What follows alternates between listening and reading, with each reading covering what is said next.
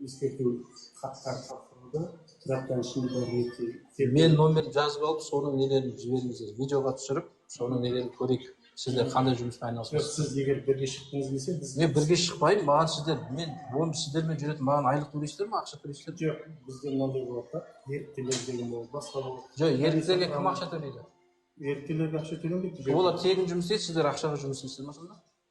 Бұл жерде айтып жатырмын, егер ол өзіңіздің құқығыңыз, егер шыққыңыз келсе, сіз маған видео жібере аласыз ба? Осындай жұмыс жасап жатқаныңыз туралы видеолар жіберіңіз, 8701 жазып алыңыз. Беріңіз, мен жазып бересің бе сізге? Қате жазып қойып, жерде номер тапқан.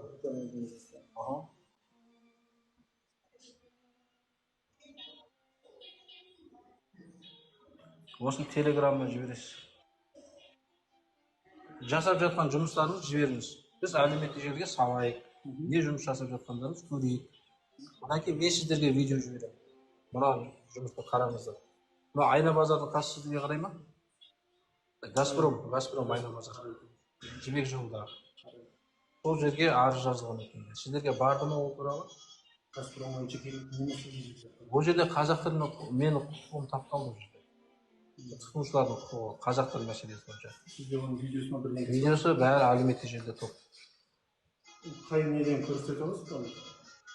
Ұлттық мүдде деген канал бар. Инстаграмда ма? Ютубта. Ұлттық мүдде.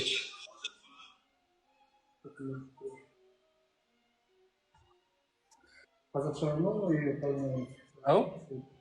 Ұлттық мүдде. Қазақ тілі ұлттық мүддеге жата ма, жатпай ма? Жатады, иә? Ертең сіздердің де ұл-қыздарыңыз бар ғой өшіріп жатқан. Қайсысы? Ұлттық мүдде деген, мен осыны тіркейміз, маған подписаться жасаңыз. Енді